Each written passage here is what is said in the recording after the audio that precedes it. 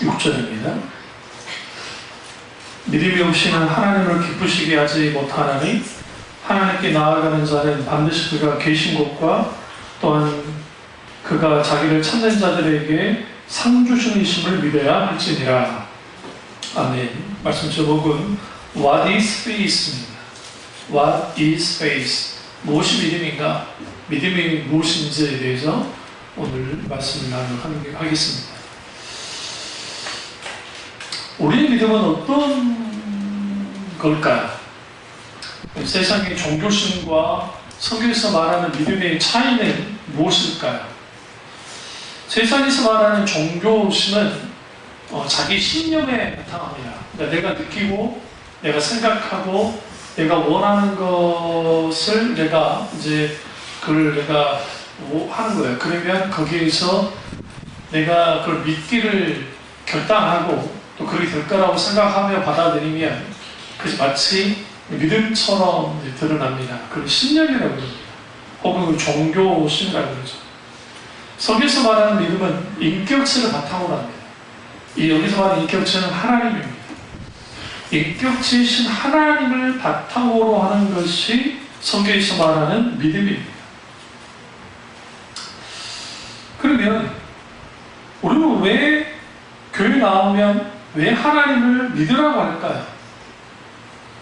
보지 않고 믿는 것이 믿음이라고 말하는데, 그러면 맹신과 성경에서 말하는 믿음에 무슨 차이가 있고, 신념과 믿음은 어떤 차이가 있는가?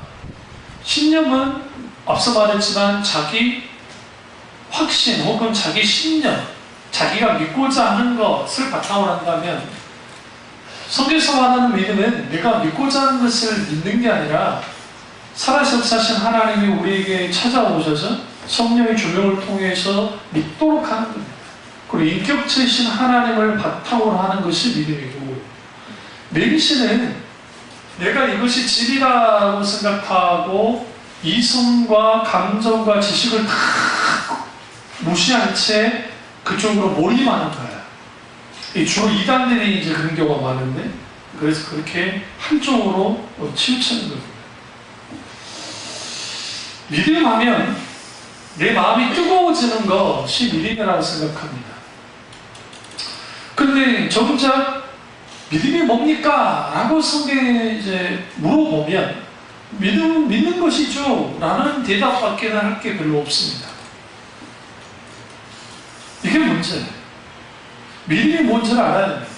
성경에서 말하는 믿음은 뭘까? 성경에서 말하는 믿음은 첫 번째 우리가 생각해야 될 게, 믿음의 주요 온전케 하신 예수를 바라보자라고 하는 히브리서 오늘 12장에 있는 말씀처럼, 12장 2절의 말씀처럼 믿음의 주인은 하나님이시다. 그러니까 인간에게는 기본적으로 믿음이라는 게 없어요. 자기 신념은 있죠. 자기 확신은 있고, 그리고 내가 원하는 것을 믿고 싶어요. 그러니까 성경에서 말하는 하나님이 아니라 내가 원하는 식의 하나님을 믿고 싶어 해요. 그게 종교심이고 그게 종교예요. 그리고 그게 신념이에요. 신념 체계에서 하나님을 믿는 겁니다. 소위 말해요. 그런데 우리가 하나님을 믿을 때에 믿음이라는 것은 결국은 하나님께부터 주어졌고, 그럼 보지 않고 믿는 믿음이 오늘 히브리서 11장 1절에 믿음은 바라는 것의 실상이요 보이지 않는 것들의 증거라라고 말하면서, 결국은 믿음은 바라는 것들의 실상으로 나타나고 보이지 않는 것들의 증거로 나타나는 것이다. 그런데 이게 허공에 있는 겁니까? 그렇지는 않습니다. 믿음은 철저하게 인격체이신 하나님을 바탕으로 합니다. 그리고 그분의 약속, 그분의 말씀을 중심으로 하는 거예요. 믿음의 교리가 흔들릴 때 교회 역사상 들여다보면 교회가 타락이 있습니다. 종교개혁도 믿음의 교리를 재발견해서 나타나는 거예요. 그렇기 때문에 우리의 믿음이 어떤 믿음이냐가 굉장히 중요합니다. 믿음에도 여러 종류가 있습니다. 오늘 성경에서 말하는 구원받는 믿음, 그리고 성경에 주어지는 그 믿음, 그리고 의사로서의 믿음이 있어요. 특별한 사역을 할 때 하나님이 은사로서 믿음을 주셔서 강력하게 하나님의 일들을 이루실 경우가 있습니다. 그 대표적인 게 조지 윌로와 허드슨 테일러 같은 분들이 그러한 놀라운 그 믿음의 역사가 나타났던 분들이에요. 근데 이 믿음은 자연적인 것이 아닙니다. 아브라함의 믿음, 이삭의 믿음, 야곱의 믿음도 마찬가지입니다. 바랄 수 없는 가운데 바라는 것이 믿음입니다. 그래서 기독교의 신앙은 왜 있느냐면 보여지는 게 없어요. 우리 교단에서는 이 십자가를 그 교회 내부에다가 달지 못하게 만듭니다. 다 내려 걸으라고 내려라 했어요. 그 이유는 뭐냐면 마치 십자가가 그 숭배의 대상이 된 것에 대해서 우려한 거예요.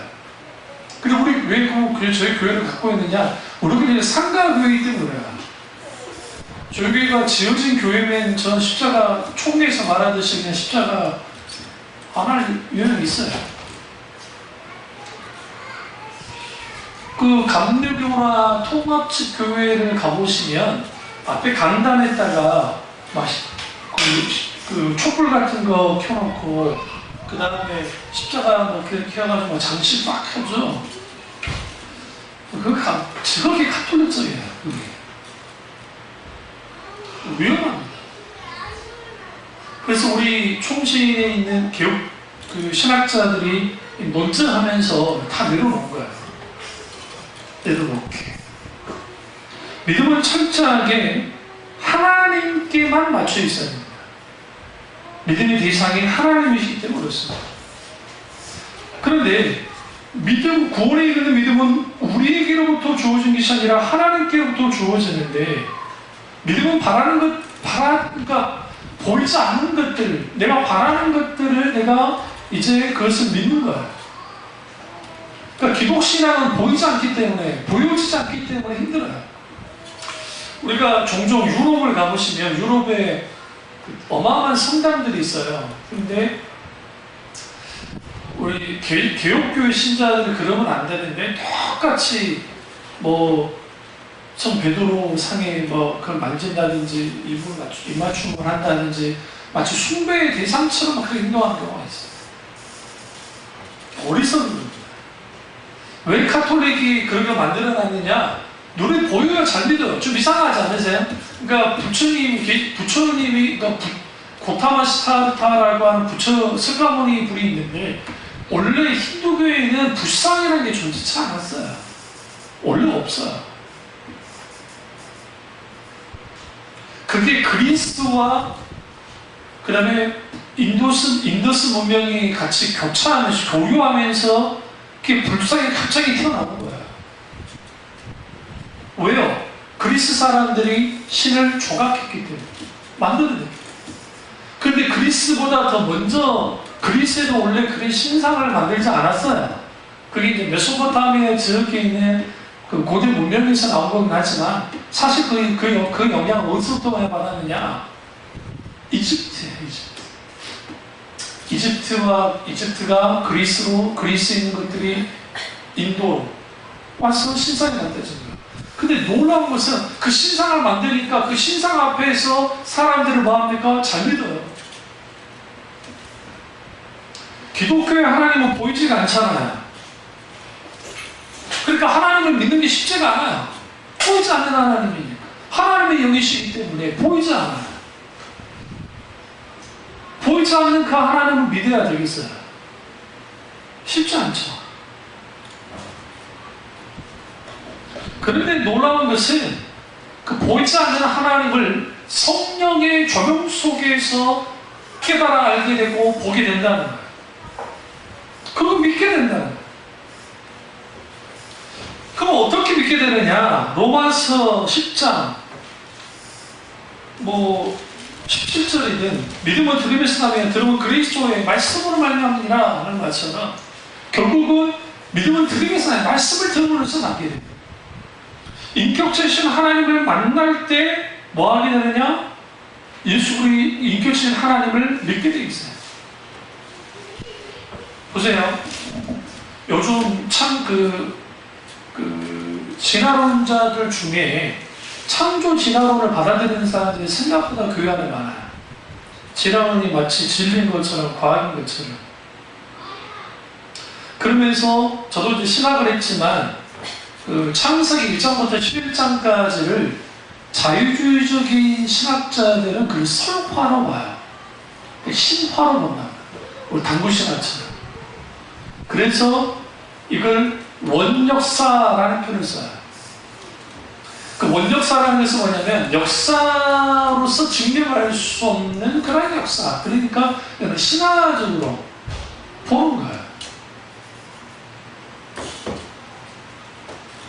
창조신앙이 무너지면 모든 신앙은 다 무너집니다. 사실 서구 기독교가 무너진 것은 아이러니하게도 헤겔이나 칸트나 뭐 디츠나 이런 사람들에서 무너진 게 아니라 다윈 때문에 무너졌어요.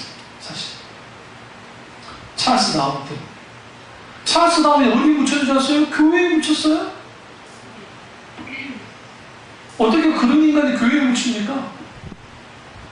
스티븐 호킹도 이번에 똑같이 찰스 다윈이 묻힌 교회에 묻혔어요? 하나님 부인했으면서? 하나님 없다고 했으면서? 묻히기는 또 교회에 묻히기 원했단 말이에요. 찰스 다윈의 유물론이, 소위 진화론이, 진화론 속에 물론 헤겔의 사상에서 유물론이 나왔지만 그런 영향 속에서 서구 기독교가 창조신앙을 포기했어요. 진화론을 받아요. 아주 오래서. 그럼 왜 문제가 되느냐?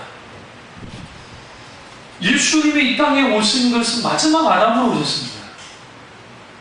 근데 만약에 인간이 하나님이 진화론의 방식을 이용해서 유인론을 통해서 인간을 만들어내시면 아담의 원죄가 하나도 없어요. 그 죄가 우리한테 왜 흘러내려와요? 오염된 산물로서 인간이 나온 건데. 그러니까 침팬치와 인간의 DNA 그 염기 구조가 96%가 같다고 그러잖아요. 그거 거짓말이에요. 75%예요. 개 중에 어떤 한 부분이 봤더니 비슷하게 나가더라 해서 뻥튀기 해놓은 거예요. 진화론자들이 중간 화사 단 한 번도 자기들이 제시한 적이 있나요? 진화론은 절대로 여러분 과학으로 증명할 수가 없어요. 그 이유는 뭐냐면 그거는 너무 오랜 세월 동안에 있어야 될 일이라고 생각하니까 그게 실험실에서 할 수가 없다고요. 그 과학은 철저히 증명해야 되니까. 진화론은 단 한 번도 증명한 적이 없어요. 제가 왜 이 말씀을 드리냐면 학교에서는 점수를 맞기 위해서 진화론 쪽으로 소위 말하는 그 답을 실제라도 실제로는 진화론이 언제 단 한 번도 그들의 증거를 드러낸 적이 있냐. 네안데르탈인, 자바인, 북경인, 그 막 자기 조잡하게 자기들이 소위 말하는 막 조작한 것도 많고, 시조새는 이미 지워졌어요. 가짜요.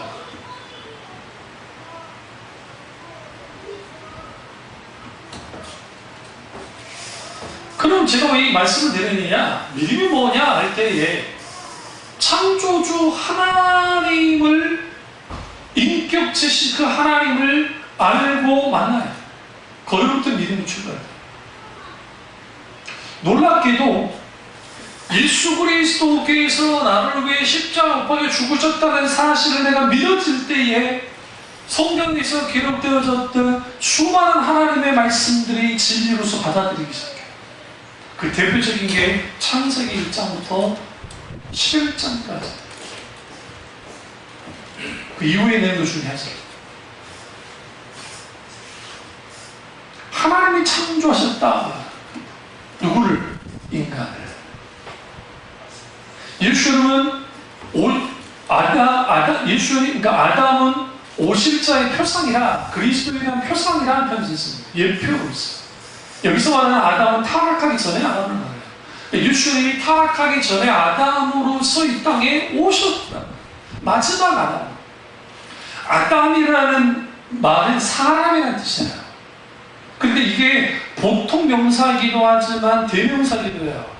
무슨 말이냐면 그냥 아담이라는 한 사람의 이름이기도 하지만 전체 인류의 이름이기도 해요.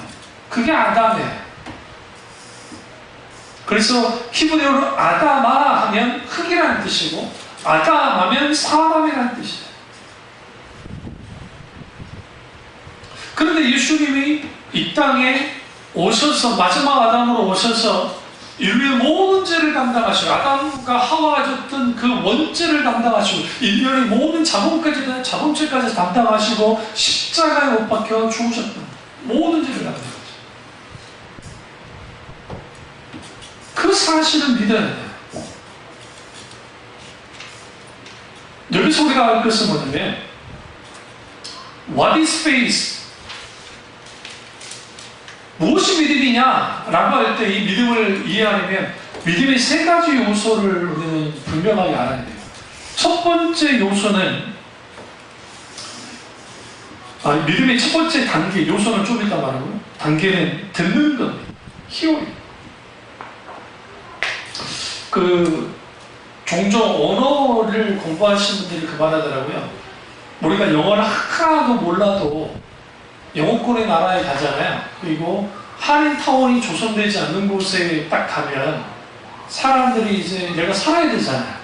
살아야 되니까 가장 먼저 발전하는 게 듣는 것부터 굉장히 발전합니다. 이게 생존 영어를 하면 농담 아니고 3개월에서 6개월 정도면 적어도 들린대요. 내가 살아야 되니까. 한인들이 있는 곳에 LA 코리아타운이 뭐 수십만 명 있잖아요. 거기에 20년, 30년에서 영어 한마디도 못하는 분도 있어요. 불편하지 않으니까 그 안에서만 살아요. 그런데 한국 사람이 없는 곳에 딱 가서 하면 영어가 급격하게 나와요. 근데 모든 언어학자들 하는 말이 듣는 것부터 시작됩니다. 언어도 똑같아요. 믿음도. 하나님의 말씀이 우리에게 들려져야 돼요. 그 진리의 말씀이 틀려지도록 우리는 늘 기도해야 돼요. 하나님 이 말씀이 내게 들려지게 하옵소서라고 기도하셔야 돼요. 맹목적인 신앙은 하나님의 말씀에 입각하기보다는 느낌에 의존해요. 현상에 의존해요. 그래서 소위 그 이단들이나 은사주의자들이 막 분위기를 돋구고 막 분위기를 띄우고 막 열광 가운데 하게 하는 이유가 뭐냐면 그 느낌과 그런 분위기가 마치 믿는 것처럼 착각하게 만들기 때문에. 그것은 무당도 할 수 있어요. 무당도 급수가 있어요. 무당도 강신무가 있고 학습무당이 있는데 학습무당은 별거 안 해요. 솔직히. 강신무당은 눈빛부터가 달라요. 저도 강신무당 자주 봤어요. 어릴 때. 옛날은 왜 그렇게 강신무당이 많았는지 학습무당보다는 칼을 탁 쳐다 눈을 턱 보잖아요. 얼마나 무서운지 아세요? 눈꼬리가 장난이 아니에요. 다 도망칠 정도. 그러면서 거기서 막 물고 다니는 거예요. 우리가 겨자씨만한 믿음이라도 가지려면 하나님의 말씀을 자주 들어야 돼요. 왜? 믿음은 듣는 것부터 시작되기 때문에. 그래서 우리는 듣는 훈련을 해야 돼요. 듣는 훈련. 저도 지금도 아쉬운 게 뭐냐면 고등학교 때 영어가 어느 시점에 갑자기 들리기 시작했어요. 영어가. 아니 그냥 영국식 발음이 아니고 미국식 발음들이 들리기 시작했더라고요. 영어가 갑자기. 하도 영어를 공부도 했지만 하고 하다 보니까 그때 더 나갔으면 지금 제가 영어를 좀 잘했을 거라고요. 근데 이제 그리고 난 다음에 신학을 해야 되기 때문에 신학으로 가고 그러다 보니 이제 문법으로 가는 거예요. 무슨 회화를 가지 않고 문법으로 가니까. 그리고 그러다 보니까 이제 그걸 놓쳤어요. 우리 집에 갑자기 막 영어가 막 들려. 근데 지금 아예 안 들려요. 신기하죠? 그때는 들리려 했는데 이제 지금 안 들려. 근데 선배 지금 그 목사님이신데 그분이 영어 참 잘하시는데 그 말 했더니 그때 써야 된다. 그냥 AFKN 예전에 있었잖아요. AFKN 쭉 들어놓고 듣지 그랬나요? 계속. 그랬었으면 어느 시점 들렸으면 탁 열렸을 텐데. 그게 아직도 안타까워요. 그리고 우리가 이 들었고 그 다음에 두 번째 믿음의 단계는 뭐냐면 신뢰와 확신이 생겨요. 그러니까 내가 듣는 것부터 믿음이 시작되고 신뢰와 확신이 생겨요. 신뢰는 어쩔 때 누구를 신뢰하죠? 만약에 우리가 헌이나 연희가 밖에 있는데 어떤 모르는 아저씨가 있고 목사님이 있어요. 그런데 만약에 뭐가 막 도움을 청할 때 누구한테 먼저 도움 청하겠어요? 당연히 목사님 청하죠. 목사님 아니까. 근데 모르는 사람한테, 목사님보다 모르는 사람한테 그 아저씨한테 도와주세요 그러면 목사님이 삐지지. 저것이 나를 신뢰 안 하는구나. 마찬가지예요. 우리가 인격체신 하나님이 살아서 역사하시는 하나님인데 그 살아서 역사하시는 하나님을 신뢰하고 확신한 데까지 가기가 쉽지가 않아요, 사실. 대부분 듣는 데 끝나요. 이건 지적 동의라는 표현을 쓰는데 지식적인 동의하는 정도로 끝나는 경우가 많아요, 많은 사람. 그러다 보니까 깊은 주님의 속마음을 우리가 깨달아 알지 못해요. 하나님의 본심을 알지 못해요. 어떻게 할 때 신뢰합니까? 관계를 가질 때, 그 사람을 알 때가 해요. 그래서 우리가 믿음은 결국은 들어야 되고 두 번째는 신뢰와 확신인데 그 신뢰와 확신이 어떻게 나타나느냐? 인격체신 하나님을 알게 될 때. 동시에 성경 말씀을 깊이 깨달아 알기 시작합니다. 놀랍게도. 그 말씀을 깨달아 알기 시작할 때, 이 말씀 가운데 알기 시작할 때에 우리의 믿음이 어떻게 나타나기 시작하느냐? 일어나기 시작해요. 이전에는 주님을 신뢰하지 않았다가 내가 신뢰하기 시작하고, 이전에는 하나님이 살아계신 것 같고 안 살아계신 것 같고 내가 구원받은 것 같고 구원받지 않은 것 같은 그런 상황 속에 있다가 이제는 그 하나님의 말씀이 우리의 중심에 들어오니까 그를 통해서 인격체신을 알게 됐고 하나님을 알게 되었으니까 하나님을 신뢰하게 되고 하나님을 신뢰하게 되니까 하나님을 확신하기 시작했던 거예요. 그리고 세 번째 단계는 뭐냐면 의탁함. 맡기는 것까지 가지 않으면 믿음이 아닙니다. 믿음은 내가 믿습니다. 아멘 믿습니다. 오늘 많은 사람들이 성경에서 나타나는 역사에 대해서는 아멘 아멘 하지만 자신의 삶 속 자신의 문제 가운데 있는 것에 대해서 아멘 하는 사람들이 거의 없어요. 물론 입으로는 아멘 하지만 속으로는 압니다. 우리 대한민국이 월드컵 16강 들어갈 게 믿습니까? 아멘해요. 왜? 현실적으로 불가능한 거예요. 여러분, 이런 미련한 기도하지 마세요. 하나님, 우리나라가 다른 나라랑 경기할 때 이기게 해주세요. 믿습니다. 하나님이 정말 복잡해. 왜? 제가 대한민국만 믿는 사람이 있는 게 아니라 그 나라도 믿는 사람들이 있는데 기도하면 하나님 어떻게 해요? 그럼 더 세게 기도하는데 하나님 믿어주는 거예요? 그럼 하나님 방법 하나밖에 없어요. 실력 좋은 자가 이길지어다.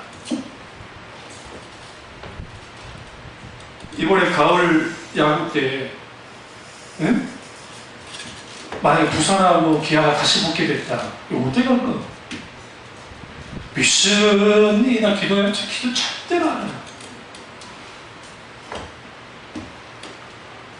하나님은 그런 식으로 시험 들게 하면 안 해요. 하나님은 그런 식으로 시험 들라고. 왜? 그럼 더 믿음 좋은 자가 이길지어다 그러니까? 아니, 네가 실력 좋은 자 이겨라. 우리가 하나님을 믿는다고 할 때에 그 하나님께 내 인생 모든 것을 의탁해. 근데 대부분이 나는 하나님 믿습니다 라고 하지만 하나님께 의탁하는 것까지 가지 않아요, 많은 사람들이. 그래서 그 헬라어 단어 가운데 피스티추어라는 단어가 있는데 피스티스는 하나님을 신뢰하다, 확신하다 하는 뜻이고 피스추어는 맡기다. 이 두 단어를 같이 쓰고 있어요. 그러니까 하나님을 뭐 해야 돼요? 신뢰하고 확신하고 그 다음에 의탁해요. 나를 맡겨야 돼요. 그래야 거기로부터 뭐가 일어나느냐? 지식과 감정과 의지라고 하는 조화가 있는 그러한 믿음을 갖게 되어집니다. 오늘 믿음의 세 가지 요소를 지금 다루겠습니다. 복의 요소. 첫째 요소는 지적인 요소예요. 성경 말씀을 아는 것을 말합니다. 혹은 말씀을 통해서 인격적인 하나님을 경험하고 아는 것을 말합니다. 우리는 말씀에 대한 통찰력이 필요해요. 하나님의 말씀을 누구보다 잘 알고 있어야 해요. 분명하게. 한국 교회가 이렇게까지 무너진 이유는 뭐냐면 역설적이게도 60년도, 70년도, 80년도, 90년도 초반까지 기독교는 체험주의적인 기독교였어요. 그러니까 우리나라는 독특하게도 체험을 아주 강조 많이 했던 거예요. 그래서 기도하면서 병든 그걸 막 치료를 체험하고 막 놀라운 체험들을 했어요. 근데 거기에서 뭐가 상실되어졌냐면 지적인 요소, 다시 말하면 하나님의 말씀. 그것에 대한 반작용으로 80년도에 오카노 목사님과 그분의 제자들을 중심으로 해서 소위 말하는 그 제자 훈련이 나왔고, 그 제자 훈련은 성경 공부를 중심으로 해서 나왔단 말이에요. 그리고 그 반작용으로 그 UBF나 CCC나 막 그런 데에서 이제 성경 공부 운동이 일어나는 거예요. 아주 긍정적인 작용을 했습니다. 근데 문제는 뭐냐면, 이제 여기서 이제 한계들이 뭐냐면, 문제보다는 한계가 뭐였냐면, 불러 열심히 기도했던 사람들은 수많은 영적 체험들이 있어요. 근데 여러분 아셔야 되는 게, 여러분이 아무리 영적 체험이 대단해도 그 영적 체험이 여러분의 믿음을, 소위 말하는 신앙을 유지시켜 주지 않아요.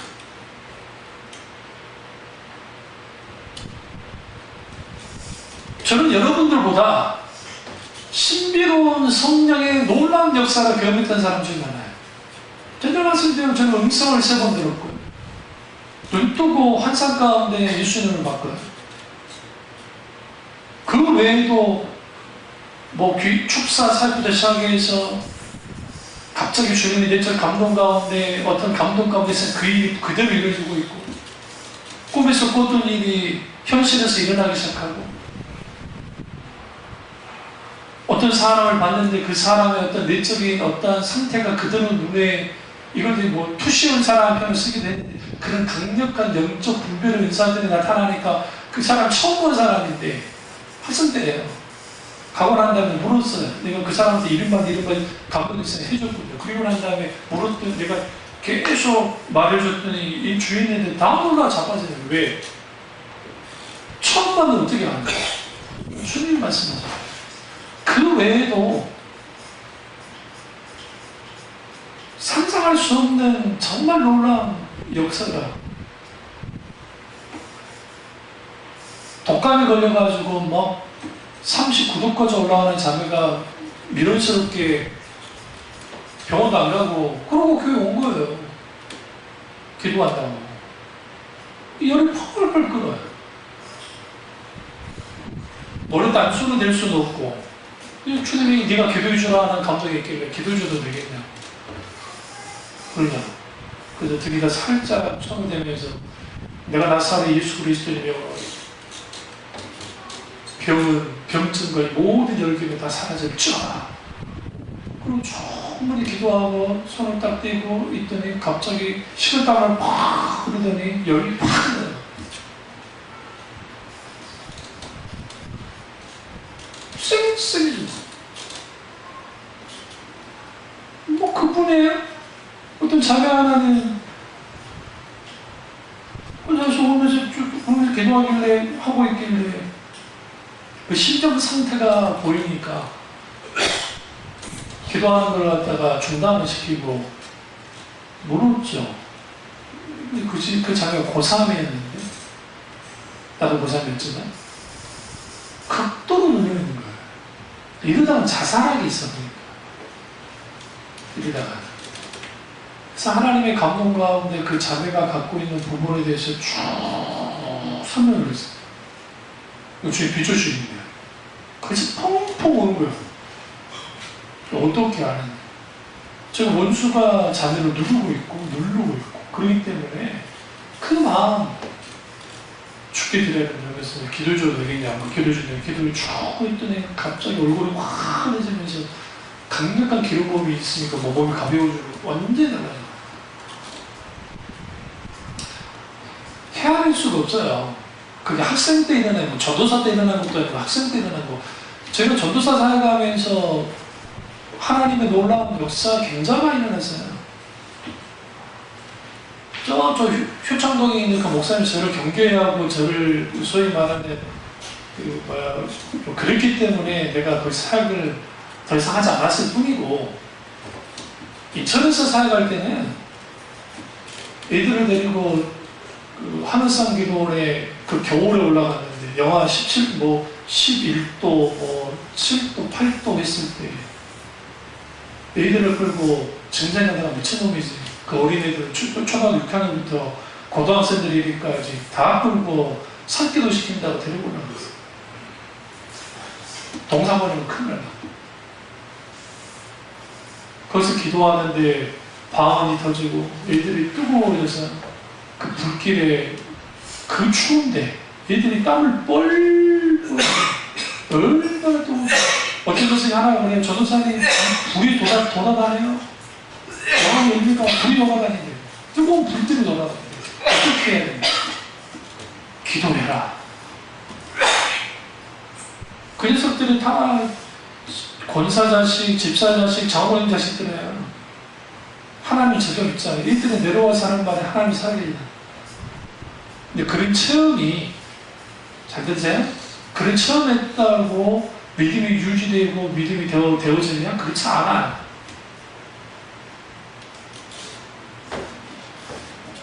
그 체험은 굉장히 중요해요. 믿음을 유지시키고 믿음을 강화시키는 것은 하나님의 말씀이에요. 말씀 가운데 느껴진 하나님을 경험하고 만나요. 그래서 우리는 하나님의 말씀을 깊이 깨달아야 해요. 한국교회의 설교 가운데 지성적인 요소가 땅에 떨어져 버렸습니다. 그러다 보니까 너무 설교가 쉽게 설교하는 것 자체는 좋은데 문제는 뭐냐면 거기에 담겨 있어야 되는 신학적인 함의들이 딱 사라져버려요. 신학이 없는 거예요. 그러니까 신학이 없어요. 신학이 없으니까 현장의 말씀이 가벼워졌어요. 가벼워지니까 거기에 담을 게 없어요. 그러니까 세상 소리하고 이런 소리 하면서 채워지는 거예요. 그런 소위 감동 주는 스토리들만 가지고 나아가는 거예요. 정작 하나님 말씀에 깊이까지 들어가지 못하는 거죠. 오늘 히브리서 기자가 믿음 없이는 하나님을 기쁘시게 하지 못한다라는 거예요. 여기서 중요한 게 세 가지가 나오는데, 첫째는 반드시 그가 계신 것을 믿어야 해요. 첫 번째. 두 번째, 그가 자기를 찾는 자들에게 상 주시심을 뭐 해야 된다? 믿어야 돼요. 그러니까 믿음 없이는 하나님을 기쁘시게 못한다. 첫 번째. 두 번째는 하나님께 나아가야 반드시 그가 계신 것을 믿어야 되고, 세 번째는 상 주심을 찾는 자의 상 주심을 믿어야 돼요.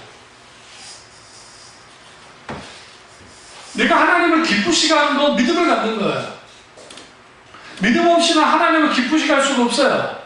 내가 어떤 기적의 역사가 나타나고 무슨 업적을 남기다고 주님이 기뻐하는 게 아니라 내가 믿음을 갖고 나아갈 때, 믿음으로 살아갈 때 주님이 기뻐하신다는 거죠. 부단히 여러분, 그래서 우리 교우들, 우리 교회에 제가 제 서재 책을 여러분이 가져가서 빌려주는 목사 흔치 않아요. 왠지 아세요? 대부분의 목사님 목양실이 깊이 있어요. 여러분이 들어가기가 애매하게는 우리 문도 없잖아요. 커튼은 쳐져 있고.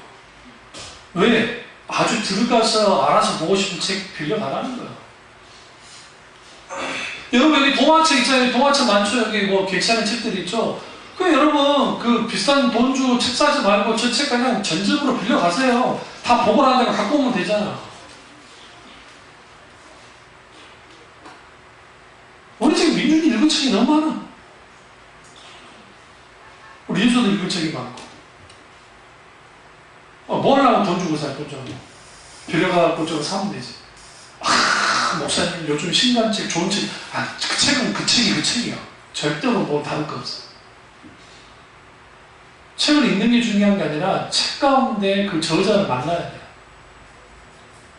여러분이 독서를 할 때, 책을 읽을 때 어떻게 읽어야 되냐면, 첫 번째 읽을 때는 책 저자가 왜 이 책을 이렇게 썼는지에 대한 것은 뭐 비판이나 그런 건 절대로 가하지 말고 그냥 그대로 읽어야 돼요. 이 책을 왜 이 사람이 이렇게 썼는지는 그냥 생각하고 읽어야 돼요. 그럼 잘 읽혀요. 그런 다음에 이제 비판적으로 읽는 거예요. 그러니까 비판이라는 게 뭐 나쁜 비판이 아니고 이 부분을 내가 받아들일까 받아들이지 않을 것을 잘 보고 그러고 읽는 거야. 이걸 소화시키면 이게 내 책이 되는 거야. 내 글이 되고. 이렇게 되는 거예요. 그래서 이 사람의 관점을 잘 보고, 그러니까 우리도 성경에도 관점이 있잖아요. 저자의 관점이 있잖아요. 그런 관점을 보고 성경을 읽어나가면 굉장히 풍요롭게 볼 수 있어요. 풍요롭게. 그러니까 그 말씀을 깊이 알아요. 여러분, 어떤 시험을 봐야 되는데, 어떤 이제 교재 같은 거 나오잖아요. 그러면 왜 사람들이 막 하게 되냐면, 어떻게 시험 보지? 그 걱정하지 마세요. 자주 익숙해지면 돼요. 계속 보면 돼요. 익숙해져. 신학 공부를 하다 보면 좀 쉬운 과목도 있지만 정말 어려운 과목들이 생각보다 있어요. 용어도 사실 신학적인 용어도 어렵고 제가 여러분에게 신학적 용어는 덜 쓰는 편이에요. 근데 교수님들 왜 용어를 신학적인 용어를 그렇게 쓰냐면 그분들이 실력이 없었을 거 아니고 용어 자체가 함축한 게 너무 크기 때문이에요. 그러니까 그걸 설명해버리면 이게 좀 이상하게 할 수 있기 때문에 일종의 상호 간에 뭘 갖고 가냐면 이제 이 용어를 아는 것을 전제하고 강의를 해요. 그러니까 그런 여러 용어들을 쓰기 시작하면 그 신학 수업이 아주 힘들어져요. 공부하지 않으면. 그러니까 대부분 자는 거예요. 자는 친구가 굉장히 많아요. 그러나 신학교 때 공부를 열심히 하지 않았던 친구들이 목양제에 와서 열심히 연구하고 공부할까요? 아니요. 잘 안 한다는 거예요. 그러니까 현저하게 가벼워질 수밖에 없어요. 인문학적 수련도 땅이 떨어지고. 두 번째 요소는 감정적인 요소입니다. 하나님의 말씀을 기쁨으로 받아들이는 것. 그 하나님 말씀이 내게 깊이 들어와요. 신앙 감정 아주 중요합니다. 얼마나 중요했으면 조나단 에드워드 목사님이 신앙 감정이라는 책을 썼겠어요. 근데 우리는 이것이 단순히 그냥 인간적인 어떤 감정으로서의 신앙생활을 하는 것이 아니라 하나님의 말씀 앞에 감격해보고 깨닫게 되어지고 그 말씀 앞에 거꾸로 넘어지는 경험들이 있어야 돼요. 그러니까 설교를 들을 때도 그런 일들이 벌어져야 되고 그러니까 성경 말씀 읽을 때도 그런 경험이 있어야 돼요. 그게 정상인 거예요. 모든 하나님의 사람들의 공통점이 뭐냐면 말씀을 읽다가 그 말씀 앞에 꺾여져 본 거예요. 그 말씀 앞에 깊은 깨달음을 갖기 시작하고 그 말씀 가운데 은혜를 받아요. 물론 이게 강조되다 보니까 큐티하는 사람들이 말씀을 깨달아야 된다, 깨달은 말씀을 삶에 적용해서 그 말씀대로 살아가야 된다라고 가르치니까 어떻게든 말씀을 깨달으려고 의미를 막 두면서 막 읽어요. 그러니까 그 자체는 나쁜 게 아닌데 이제 여기에서 아주 치명적인 오해와 오류가 있는데 그게 뭐냐면 그 말씀이 뭐라고 하는지가 중요해요. 일단 그러니까 본문 말씀을 그대로 해석할 수가 있어야 돼요. 여러분이 성경을 좀 깊이 읽으려면 우리 개혁 개정판 성경, 그 다음에 개혁 한글판 성경, 과거에 있으니까 버리지 않았으면 그 성경이 있고 또 하나의 성경이 필요해요. 그게 뭐냐면 다른 번역 성경 하나 볼 필요가 있어요. 좀 괜찮게 번역된 게 서번역이에요. 서번역 성경입니다. 성경을 읽다가 이 부분이 이해가 안 되면 세번역 성경을 한번 보는 거야. 더 깊이 보려면 New International Version, 영어 성경, NIV 성경이나 아니면 RSV라고 하죠. 좀 더 보수적으로 해석한 RSV 같은 성경을 봐야 해요. 그러면 성경을 좀 더 깊이 볼 수가 있어요. 근데 이런 작업을 하지 않는다고요. 그럼 이것도 못하겠다 싶으면 하나님의 말씀을 문맥을 따라가야 돼요.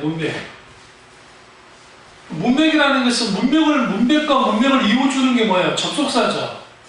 그러나 혹은 그러므로 혹은 그리고 라고 하죠. 근데 우리 한글 성경에는 이 접속사가 생각보다 많은 부분 좀 이거를 번역하는 과정 가운데 이걸 제거시키기가 굉장히 많아요.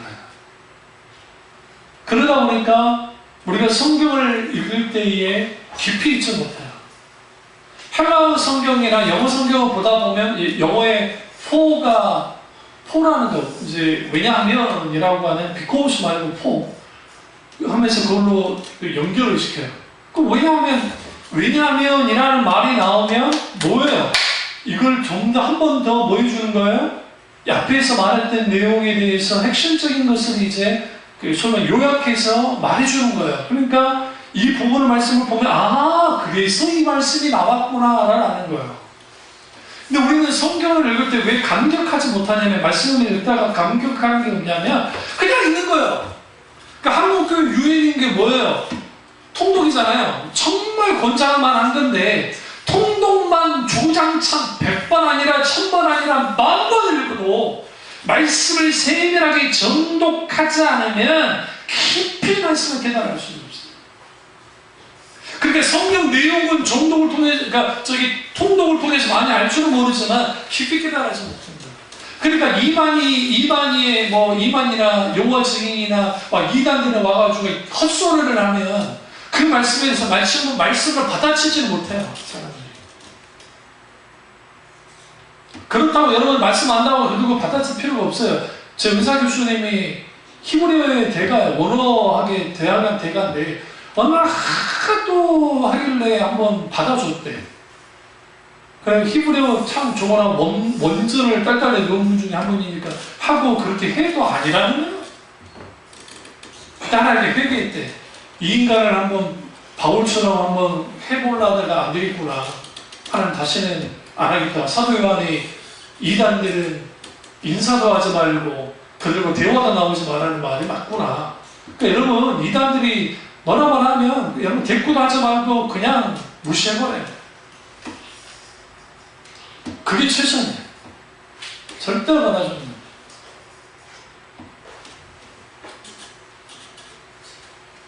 그리고 그 말씀을 읽다가 혹은 하나님 말씀을 듣다가 그 주시는 그 평안함이 있어요.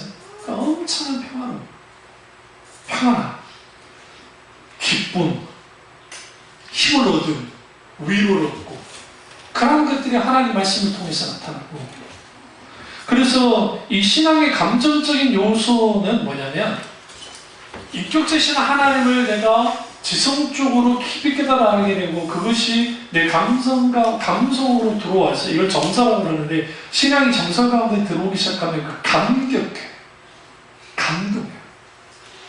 와! 주로 우리 애들이 지금 허니보다 더 어릴 때 한 3살 정도 되면 제가 물방울만 여기 있다가 해도 와! 합니다.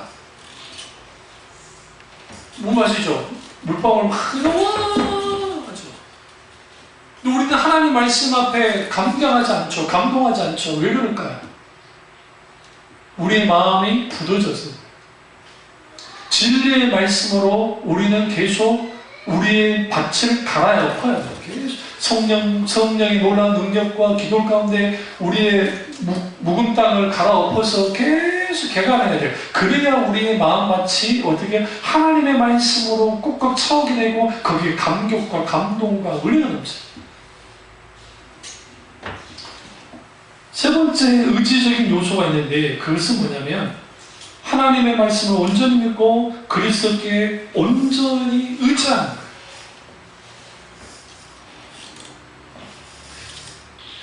의지한다는 게 뭘까요? 주님만을 의존하고 의탁하는 거예요. 어저께 그 오바마 대통령과 함께 식사도 했었던 그 유명한 그 음식 칼럼니스트가 자살을 해 죽었는데요. 그 외국분인데 나이도 많으세요. 그분은 영향력이 그 CNN에 속해 있는 분이고 우리나라까지 와서 그렇게 했던 분이에요. 근데 왜 그분이 왜 자살을 죽었을까요?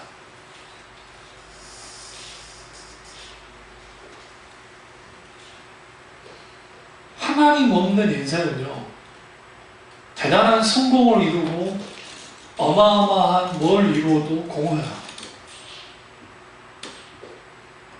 우리 이명박 대통령님이 어쨌든 그 장로님이신데 제가 구치소에 들어가 있잖아요. 지금 하시는 게 뭔지 아세요? 하나님 찾아야 돼요.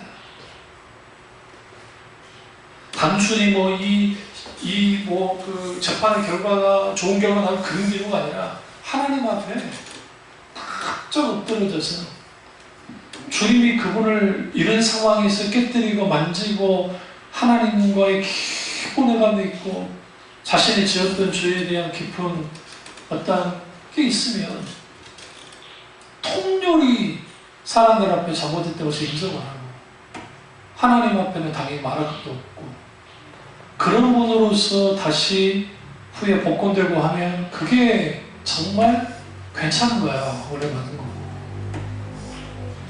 인간은 누구나 실수합니다. 죄도 짓습니다. 선한 존재 없습니다. 여러분 하나님 앞에 섰을 때 하나님이 가장 경멸하는 존재는 누군지 아세요? 적당한 의인식 속에 사는 사람들이에요. 내가 뭘 잡느냐는 거예요. 차라리 하나님 앞에 내가 잘못했습니다. 주인입니다. 그거예요. 여러분 자식들은 후조할 때에 아빠, 엄마 잘못했어요. 다시는 안 할게요. 그런 자식들이 그래도 정말 내가 매를 때렸더라도 마음이 아프지. 내가 뭘 잘못했는데 꼭 받고 있잖아요. 네?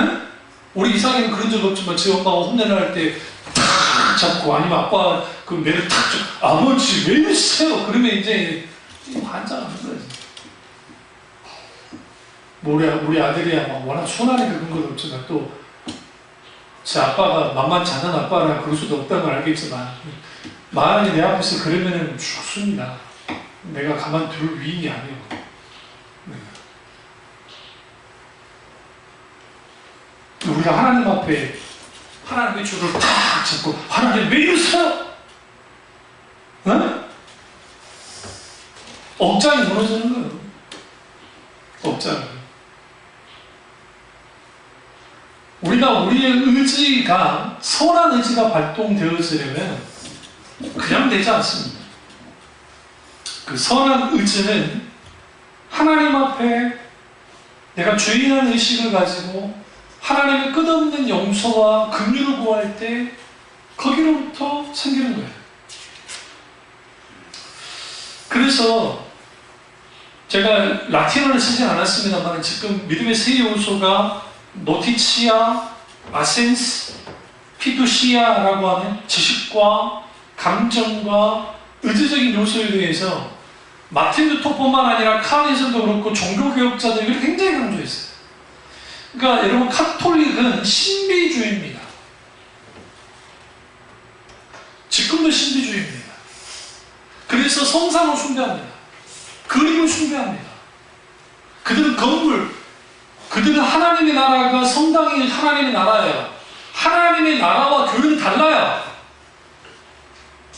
잘 들으세요? 교회가 하나님의 나라가 아니라고요. 하나님의 나라는 하나님의 통치가 있는 것, 하나님의 다스리는, 하나님의 절대주권이 미치는 것이 하나님의 나라예요. 우리는 마땅히 하나님 나라의 백성이 되어져야 돼. 근데 그 하나님의 나라를 대체하는 게 교회가 아니라고요. 교회는 믿음의 공동체가 믿음으로 파손되지 않고 끝까지 하나님 나라에 들어가는 하나의 과정 속에 있는 것일 뿐이에요. 근데 카톨릭은 하나님의 나라와 이걸 킹덤 오브 갓이라고 하는 하나님의 왕국과 교회가 같은 걸로 보는 거예요. 그러니까 교황이라는 게 나오잖아요. 나라의 형태를 갖고 있잖아요. 교황이 뭐예요? 왕 아니에요? 왕? 초기가 뭐예요? 군단장전 아니에요? 그 직제가 로마 제국의 직제를 그대로 가지고 들어왔다고요. 한 나라의 형태를 갖고 와요.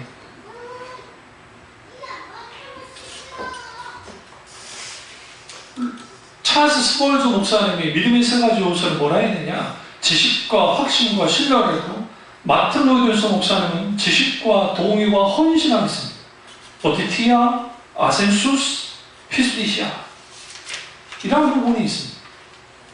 다음에 제가 이 부분을 좀 더 고충으로 보겠습니다만, 그래서 우리의 믿음이 지식적인 요소, 감정적인 요소, 그리고 의지적인 요소가 함께 가요. 균형을 맞죠.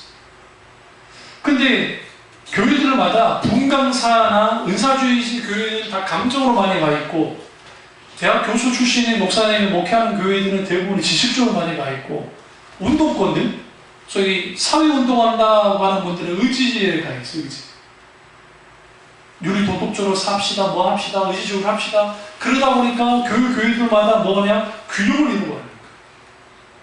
균형을 잃어버리니까 그 교인들이 소위 말하는 세상에서 좋아하는 것을만 유리도덕적으로만 그 좋은 일하고 선한 일하는 교회, 구제 많이 하는 교회가 좋은 교회예요. 그러나 하나님의 눈앞에서는 그게 중요하긴 하지만 더 중요한 것은 진리의 복음의 말씀에 굳게 서 있는 교회, 거룩한 교회, 카도시 거룩한 교회, 그 교회가 되어졌네요. 이 부분을 깨닫고 정말 우리의 믿음이 성경에서 말하는 그 믿음이 우리 가운데 그대로 예수님 믿음이 제자들의 믿음이 수많은 초대교회 신자들에게 있던 것처럼 그 믿음이 그대로 우리에게 전수되기를 주님의 이름으로 축원합니다. 기도하겠습니다. 제가 기도하실 때 이 말씀이 나의 말씀이자 우리